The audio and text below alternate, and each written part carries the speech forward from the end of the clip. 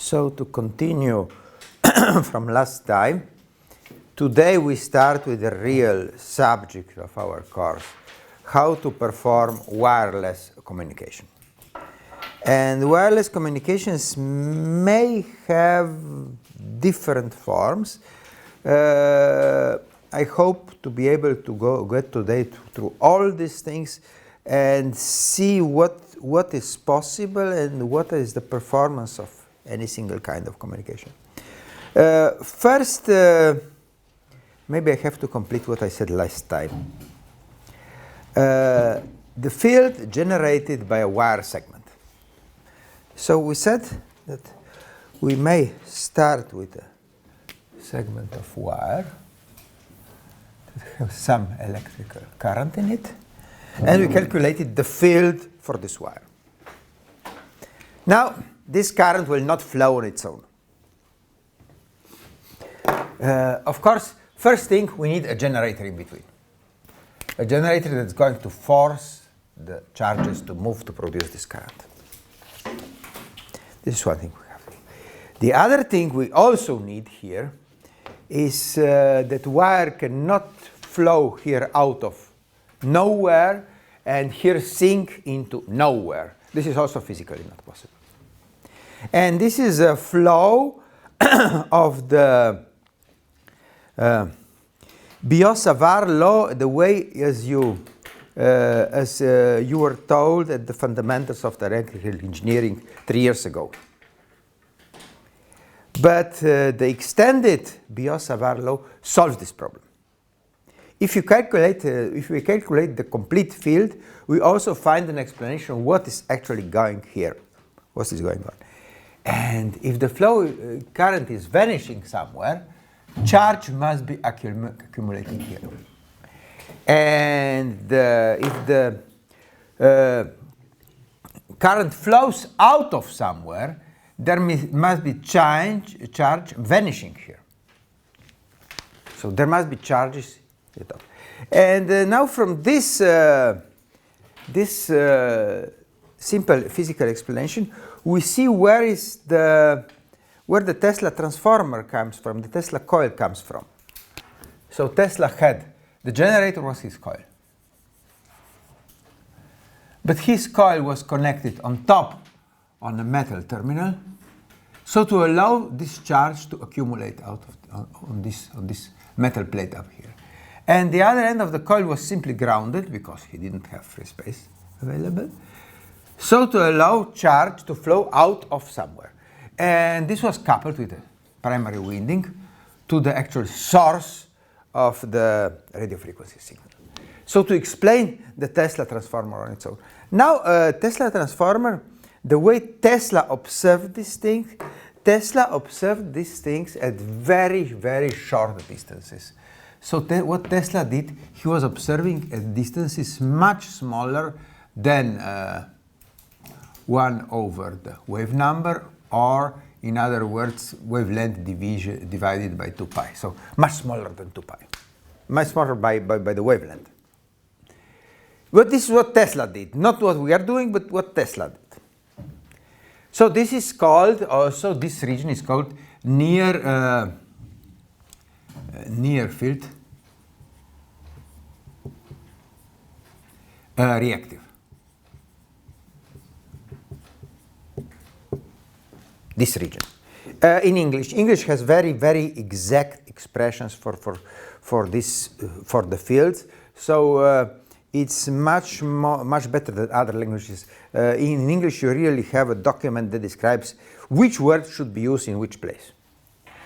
So what is now this field and what Tesla observed? Tesla observed the inductivity L of his transformer and also L of the wire here. Inductivity.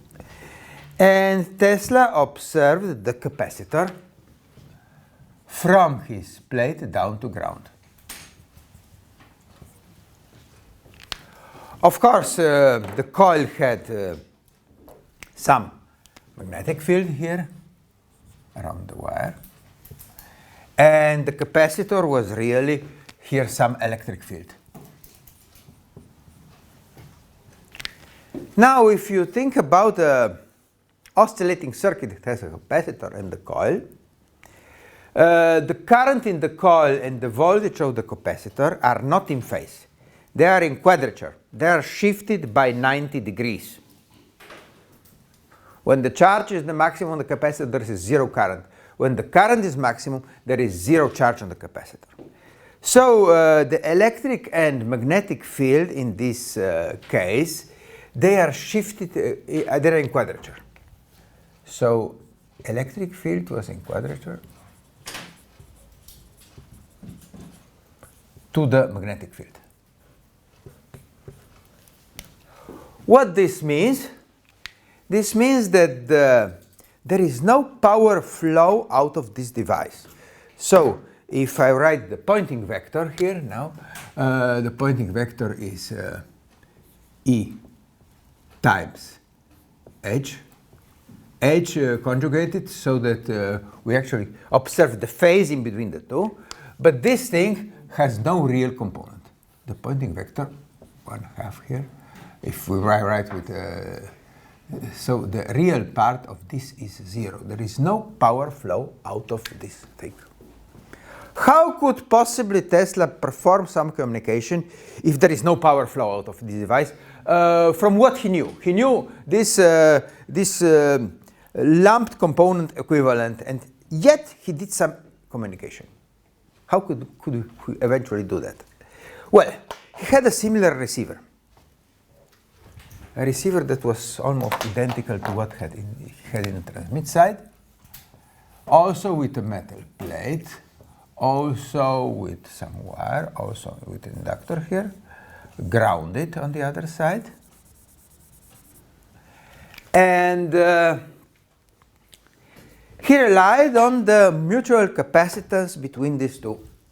So this was the mutual capacitance between the two.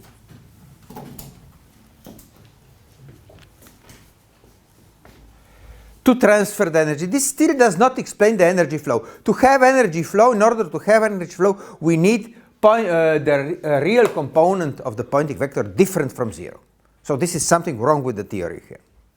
Okay, this capacitor here is proportional to r to the minus 3. So this decays very quickly.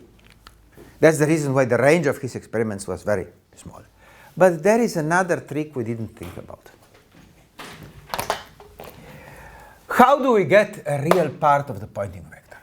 The trick is that these two currents, this current in the transmitter and current in the receiver, must be in quadrature. So the current in the receiver must be comparable to, proportional to the current in the transmitter, but at 90 degrees offset in quadrature. If we have this thing, then we have this near field of the receiver, of the transmitter, that we can call the transmitter, and we may have also a near field here of the receiver. This field caused by the current in the receiver. And here we also have an edge of the receiver. Now, the whole field is the sum of the transmitter field and the receiver field. So now the whole Poynting vector, 1/2, here is E transmitter plus E receiver, vector product times H of the transmitter plus H of the receiver, conjugated. Now this thing here, the real part of this thing, we're looking at the power flow, so the real part of this thing is now different from 0. Why is it different from 0?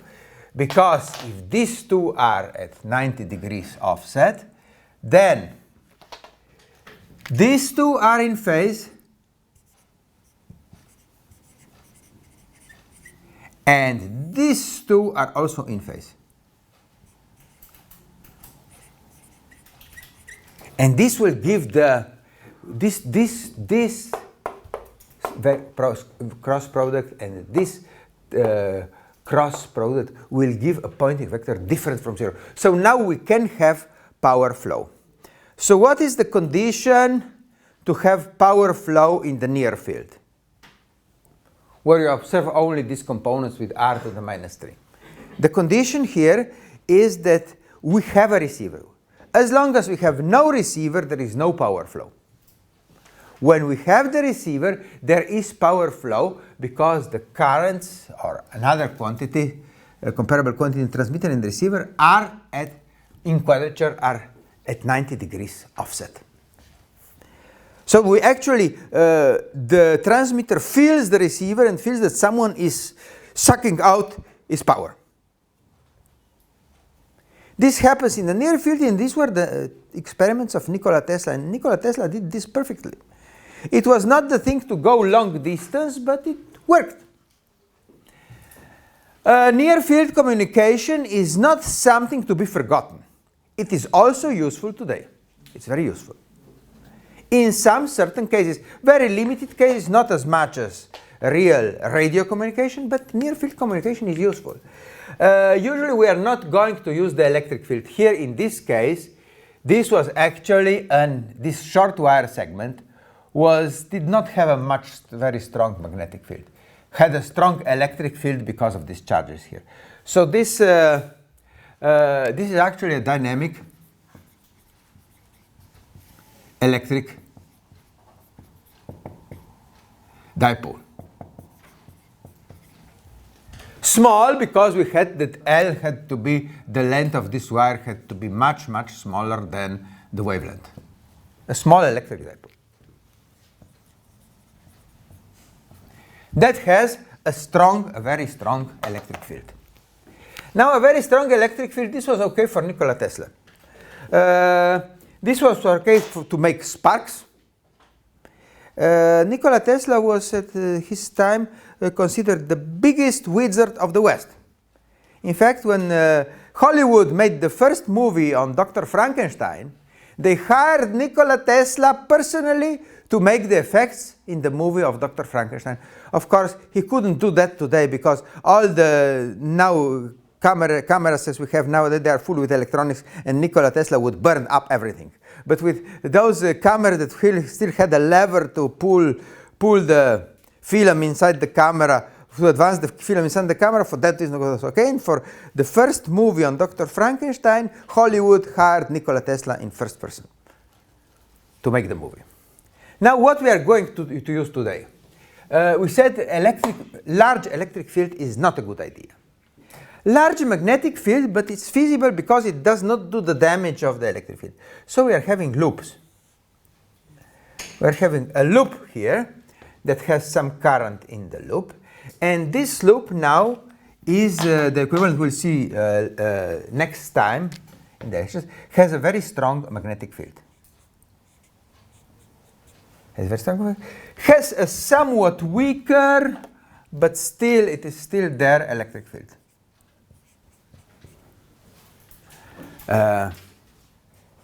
So now this one is strong. And of course we have no power flow because these two are in quadrature. These two. The same as here. They are at 90 degrees offset. There's a J in between.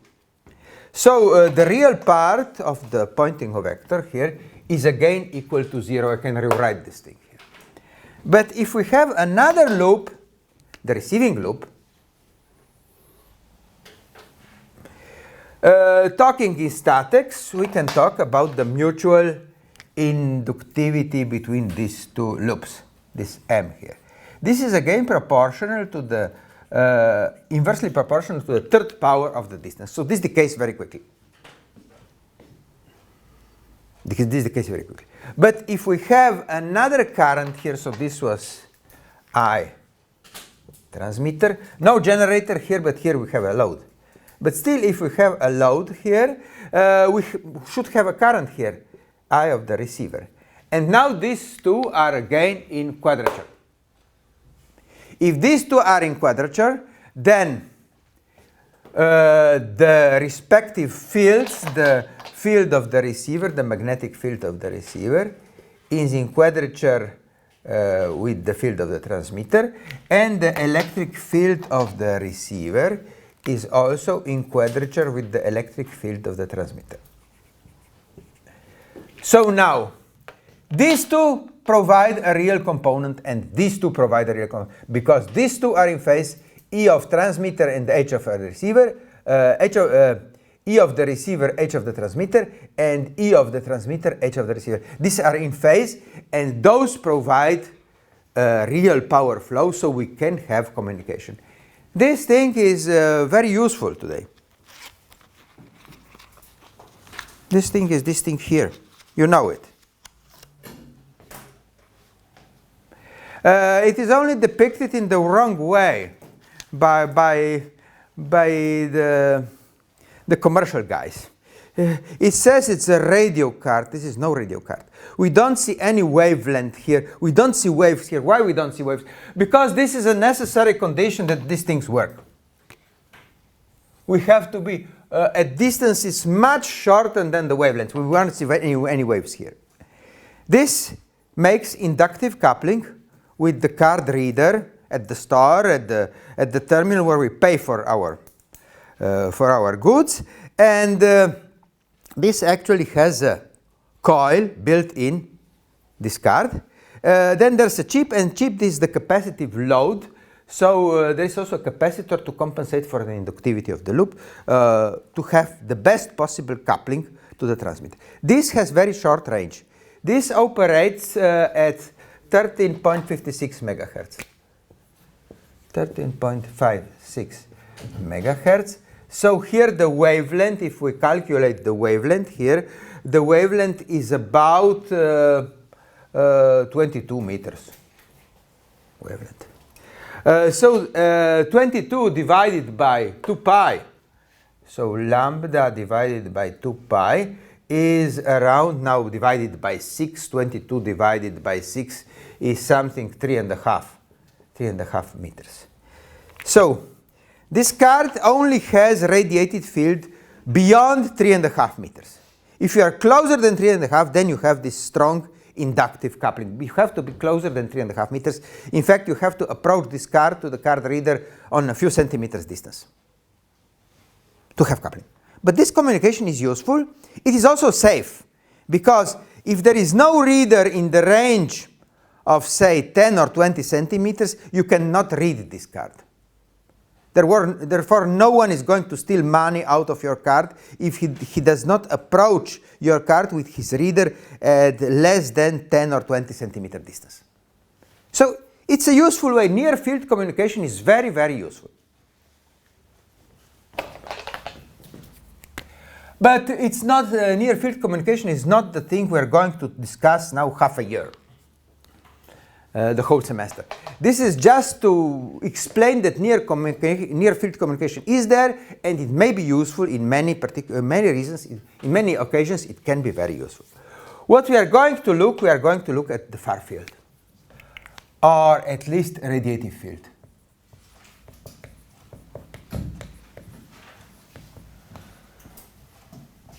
In this course, radiative field. When do we have a radiative field? When the distance is much larger or much larger than 1 over wave number or lambda over 2 pi. So 22 meters would be okay for the card, but the card is made in such a way that it cannot operate at those distances. The card actually receives its power to operate. It has no battery inside this card. Such a bank card has no battery inside. It receives all the power it requires to operate from the terminal. And then it modulates this signal back to get some information.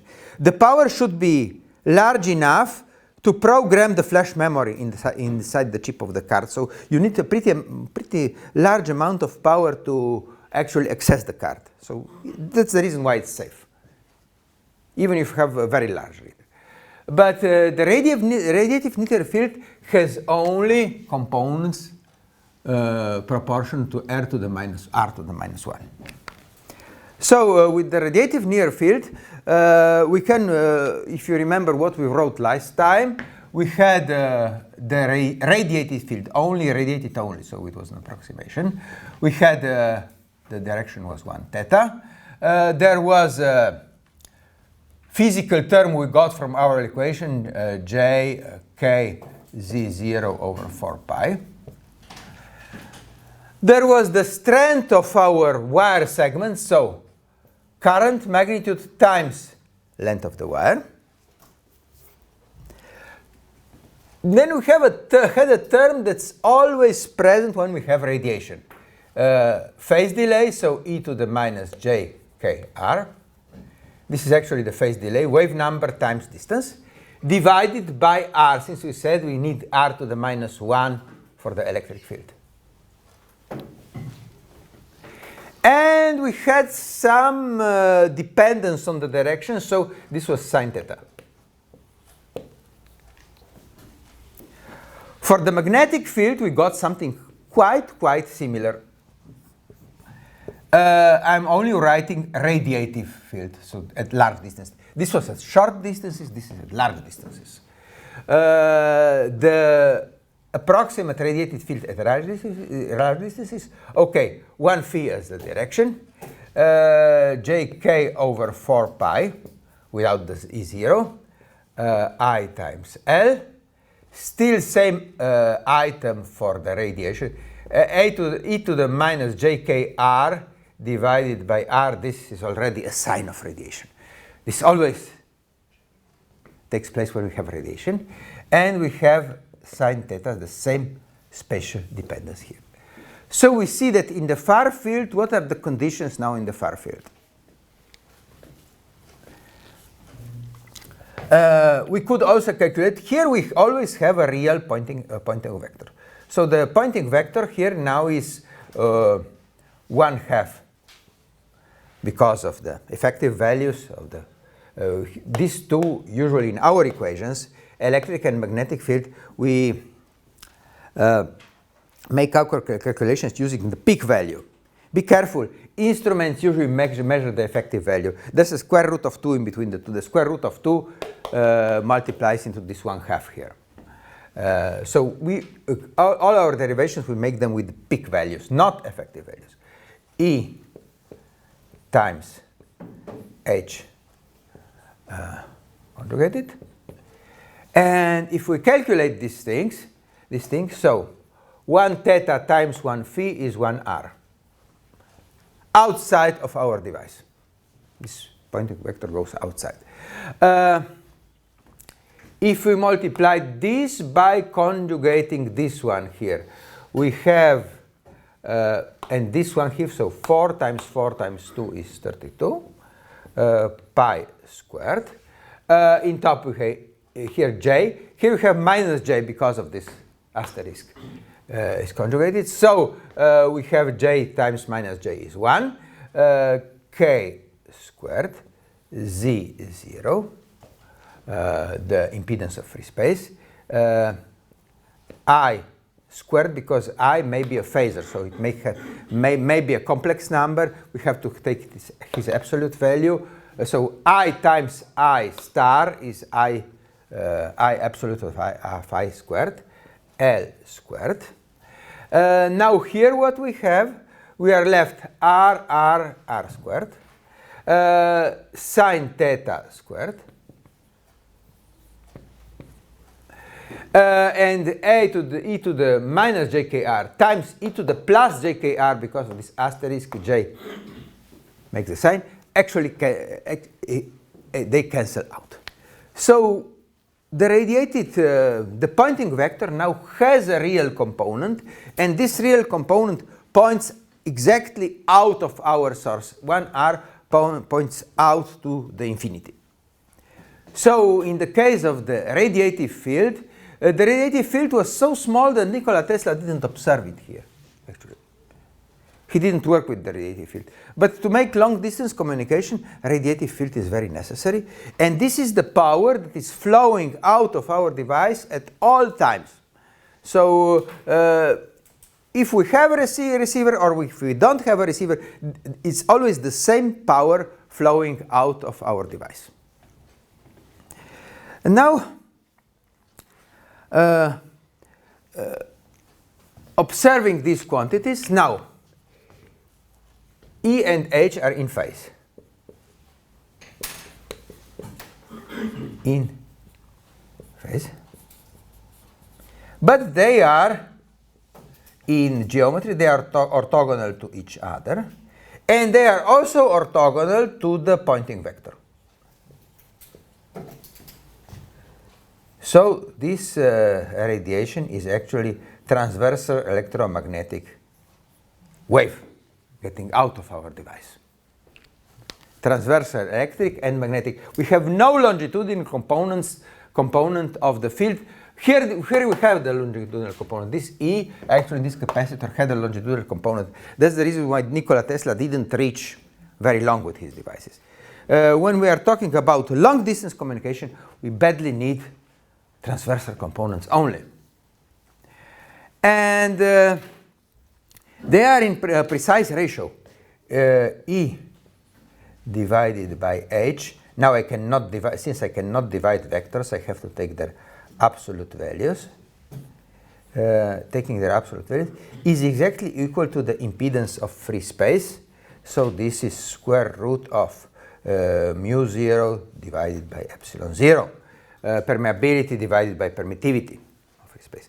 And this is actually, is approximately 120 pi ohms.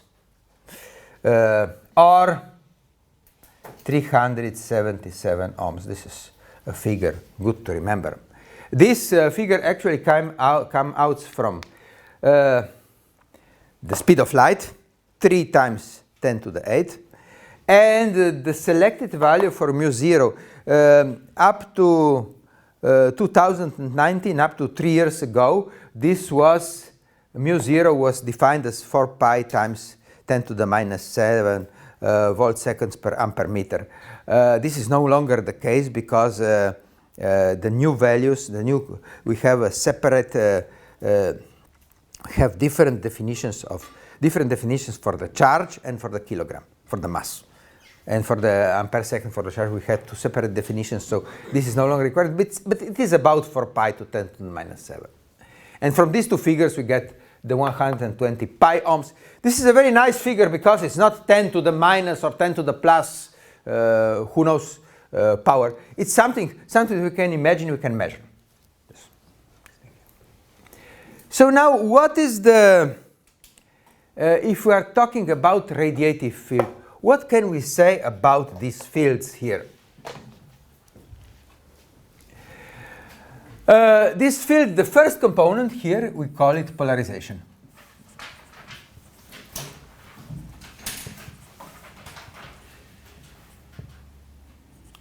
TEM waves are polarized. We can define the polarization because they are transversal fields. With longitudinal fields have no polarization. Like sound, I'm speaking right now, has no polarization. While electromagnetic waves have polarization, and this unit vector here defines the polarization. There is the source. Our source, the strength of our source is here.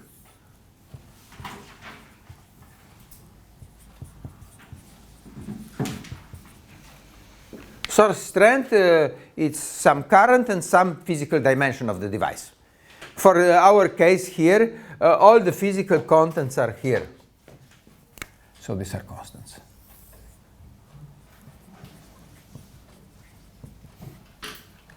Then, of course, we have this component here that describes the radiation.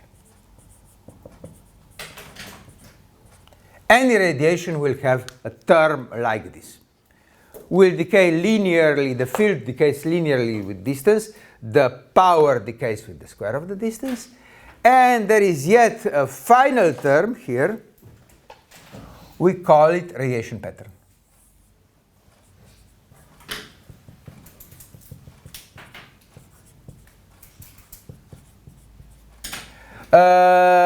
since this is a field, we call it field or amplitude.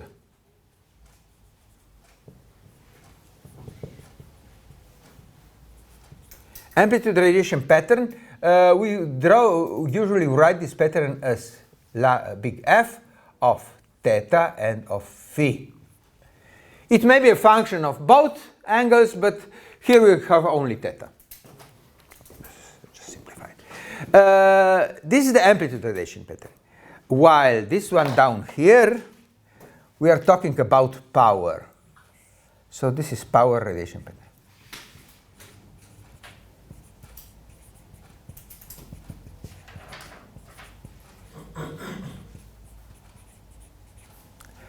Power radiation pattern, this is this one squared, so f of theta and of phi.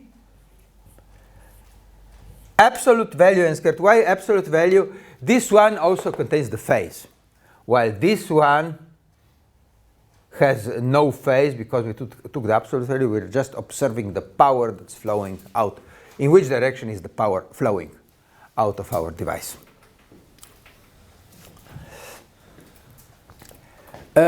Which one do we use where? With antennas, we usually use the amplitude pattern because it has some more information.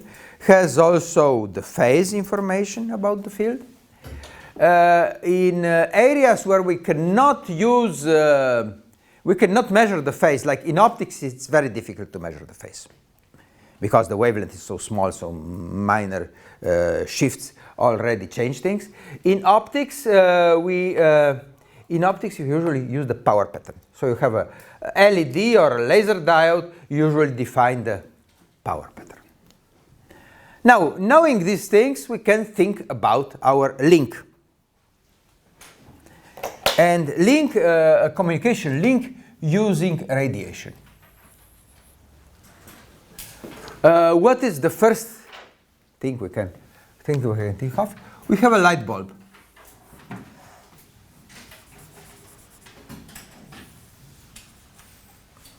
Bulb. We actually supply power, DC power, to this light bulb. Now the light bulbs are known to have poor efficiencies, so I should write the efficiency here inside the light bulb. So this efficiency will be pretty poor for the light bulb, and the light bulb now radiates power in all directions.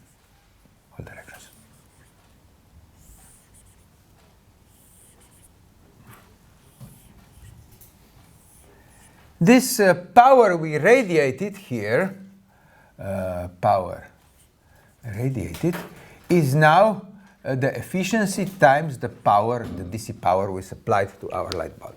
Okay? Now at a certain distance we have a receiver.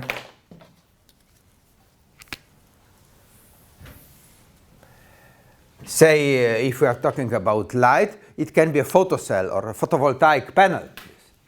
This has an area of the receiver.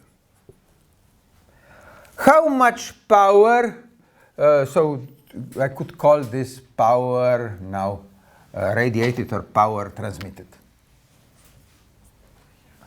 But it's better to keep it radiated because power transmitted, I will use it in this different. So let's keep it as it was, power radiated.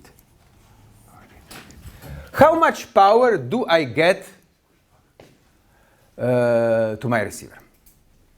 Well, if I make the projection, no power is absorbed. I'm working in clean air, so there is no absorption in the air. But this power is radiated into the full solid angle omega is 4 pi. What am I receiving in my receiver? It's just this smaller solid angle omega prime that's probably much less than 4 pi. And if the distance here is between the transmitter and the receiver is r, what is now my Poynting vector here?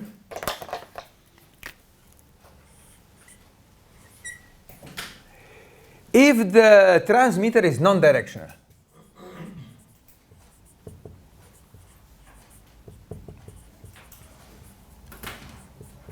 Non-directional transmitter means what? Means what? That this radiation pattern f of theta and of phi is constant. So it radiates in all direction equally. In all direction is equally. And I can simply say that the power that's being received, so power here that's being received, this received power is simply now the transmitted power, the radiated power, divided by 4 pi. This is now, sorry, I forgot here. I should first write here the Poynting vector is out of the transmitter is 1r direction, radiated power radiated here divided by 4 pi, and now this received power. I was too quick to draw. I will rewrite the same formula, but I was a little bit too quick too. So the power received is now the Poynting vector times normal to this receiving surface. Of course, if I have a photovoltaic panel, I should orient it towards the source, times its area. And what I finally get out, of this device, yes, there is still an efficiency involved. So if this was the efficiency of my transmitter, this is the efficiency of my receiver. And what I get out of this receiver is now this power of the receiver is now the efficiency of the receiver times this power that fell on my receiver. So this is a very long calculation done, so I just tried to consider all the terms. I have some finite efficiency in the receiver. Of course, all efficiencies are always less than 1 or less than 100%. In the case of light bulbs is much less than 1, the efficiency. But I may have an efficiency of the light bulb, an efficiency of the photovoltaic panel, if I talk in this way, and I have the geometry.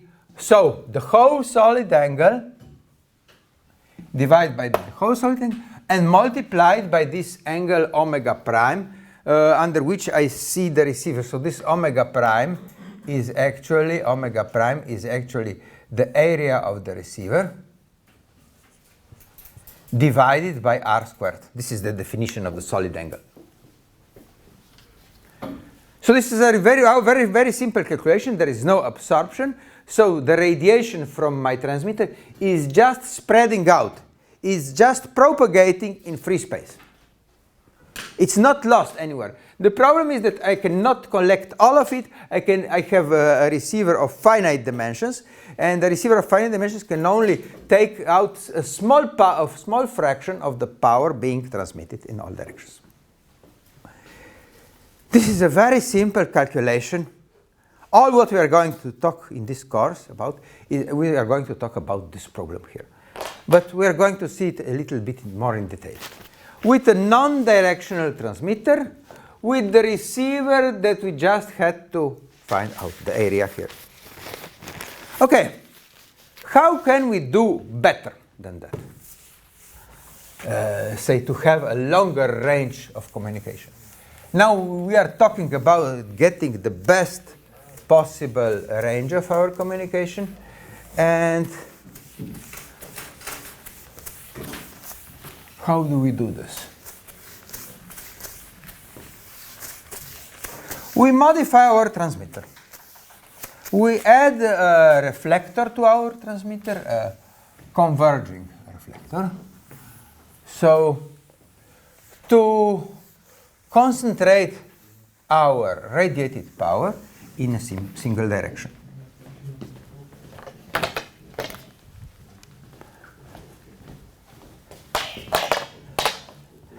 So again, we take our light bulb.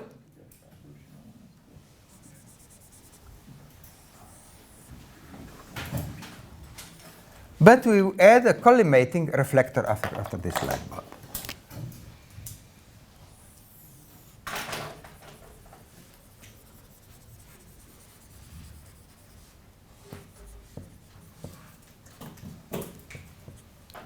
A collimating reflector.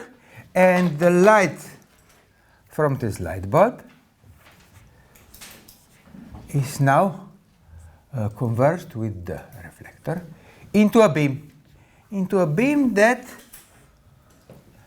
at least in our approximation right now, later on I will explain what exactly happens.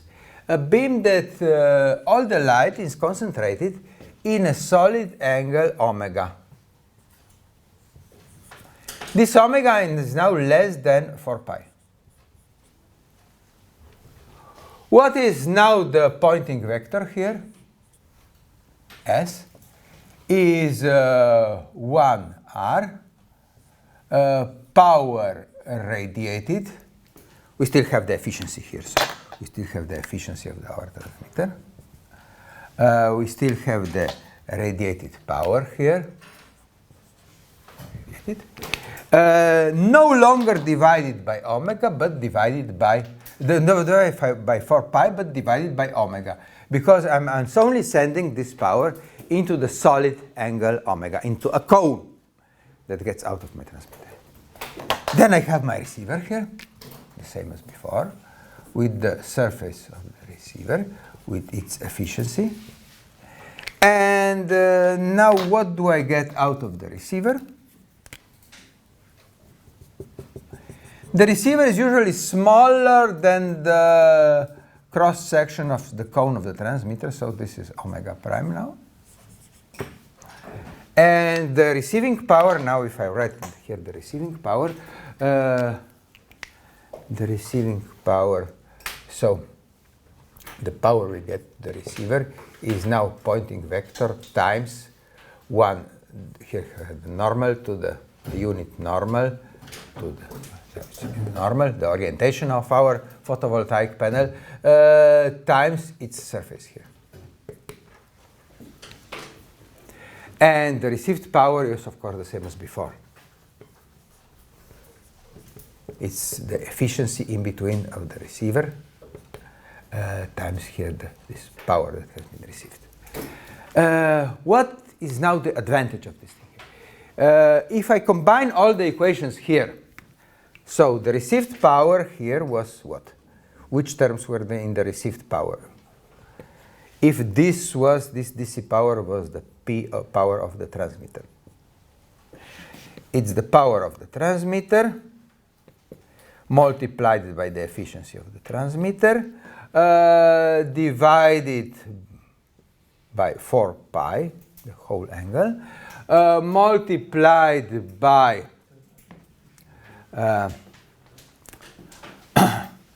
divided by 4 pi, and I forgot here something. Oh, this is wrong. 4 pi, this power is actually divided over the angle, but not the angle, actually the surface of the sphere.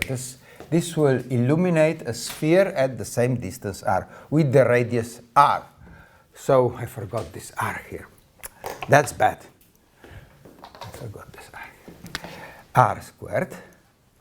Then we have here if this orientation is correct, there is no scalar product, it's just one. So surface of the receiver, efficiency of the receiver. So this is the whole equation combining everything if we had on our way. So efficiency of the transmitter first. Sphere of 4 pi r squared, because 4 pi is the angle of the sphere, so the angle of the sphere, multiplied by its radius is its surface of the sphere. Times here the surface of the receiver, times the efficiency of the receiver, we combined one in another. Here we have a similar situation here, but here actually our surface is only this thing here. our surface here is only this thing here, so here should be r squared. I forgot this. This A is omega times r squared. Power divided by the surface of the sphere. So, if I combine everything right now, the power we get into the receiver, if we supply here the transmitter with the power to the transmitter, is power to the transmitter multiplied by his efficiency, and efficiency may be very low with light bulbs, divided by the surface this power is distributed, say omega times r squared. Before we had 4 pi times r squared, here we only have omega times r squared. Multiplied, if this one is oriented correctly, multiplied by the surface of the receiver, multiplied by the efficiency of the receiver. So what we actually got here out of this calculation, what we got here is the whole equation that should provide more power than that case here. Why does it provide more power? Because omega is smaller than 4 pi. This is the reason why. We concentrated all this power in a narrower cone, not the whole sphere, but a narrower cone. And now the whole power is larger because omega is smaller. Now, this can be calculated, it's no problem, but it deserves to have some name, everything. So we already talked about efficiency. Efficiency is hopefully more than 0, but certainly less than 100%. All efficiencies that are involved, and these have no units. Efficiency are just ratios. Solid angle actually has steradians. Steradians multiplied by the square of the distance, we get the surface, the area. What is the improvement now over this thing here? The improvement is called the directivity. Directivity, this is the ratio of 4 pi, so non-directional transmitter divided by the solid angle of the directional transmitter, and this is directivity.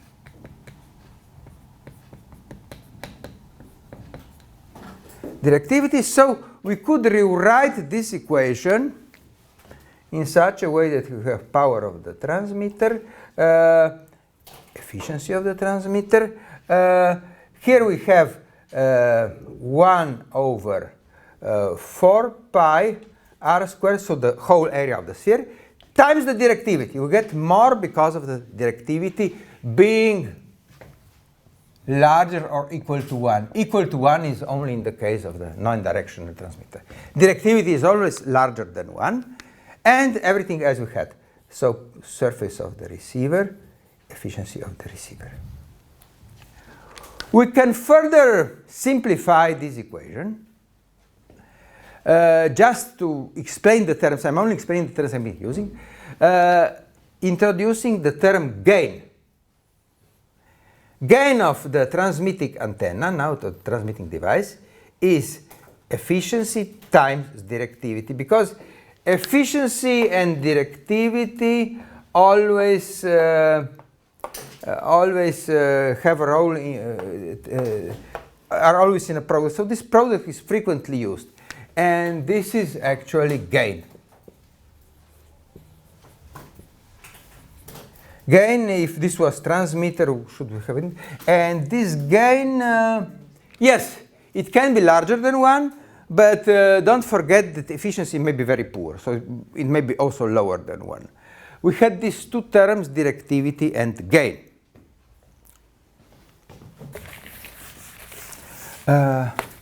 We have further definitions. This directivity and gain always have a role in our now power budget of our communication. And rewritten with gain, this formula becomes even simpler. So that's the reason why people like it. People like to combine numbers to have as few figures as they can. So to combine these two together, so this is power of the transmitter multiplied by the gain. Now is 1 over 4 pi r squared times surface of the receiver, area of the receiver times efficiency of the receiver. So to combine all these numbers together, so we have as few numbers as we can in our equation. So that's the reason why gain is useful and why directivity is useful. Just a few minutes more, just because I'm late. I tried to explain today a little bit longer. These units, gain and directivity, are just linear ratios without any units. We just constant with multiply with them. Now when we have quantities that have no measurement units, and when we make calculations, it's frequently desired to use logarithmic units. So the directivity is usually frequently written in logarithmic units, decibels over an isotropic antenna. This was an isotropic antenna. Radiating, isotropic means radiating in all directions, is now 10 times logarithm to the base of 10 of our directivity. And gain in decibels over an isotropic antenna is also 10 times the logarithm to the base of 10 of the gain in linear units. Frequently, logarithmic units are used here. Now, be careful. Some people may also specify directivity, but especially gain in other units. So, gain in decibels to certain reference is reference gain is 10 times a logarithm of the ratio our gain divided by the gain of the reference. This reference may be a reference antenna, because light bulbs are practical in optics, but in radio it's very difficult to make a perfect omnidirectional antenna.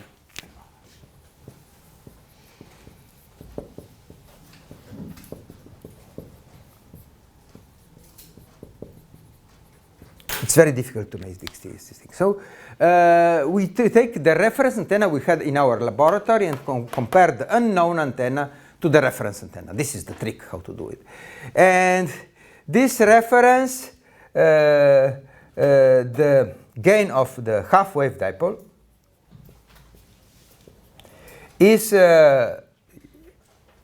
of course, in logarithmic units, 10 times dipole is now 2.15 dB to the isotropic antenna. Dipole gains 2.15 dBs on our isotropic antenna. We are going to talk about the half-wave dipole, next time. So, but this is frequently done just to explain that it's not always the same. And if I'm using this reference, then my gain will be given in decibels to the dipole. dBd, not dBi, dBd. It's 10 times logarithm to the base of 10 of gain minus 2.15 dBi, because that's the gain of the reference. This is just about the units. There's so much to talk about. Okay, that's it for this hour. Next hour we have to calculate how to get the calculate the directivity and the gain for antennas that have more complicated patterns.